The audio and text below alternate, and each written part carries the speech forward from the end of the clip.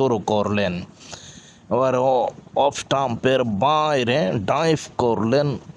On dive সহজসাধ্য একটি catch তালুবন্দি করতে ব্যর্থ হলেন। ফলে জিহাদ রানা তিনি পরিষ্কার একটি জীবন পেয়ে গেলেন। দেখা যাক তার এই জীবনের পরিসমাপ্তি কোথায় নিয়ে দাঁড় করতে পারেন।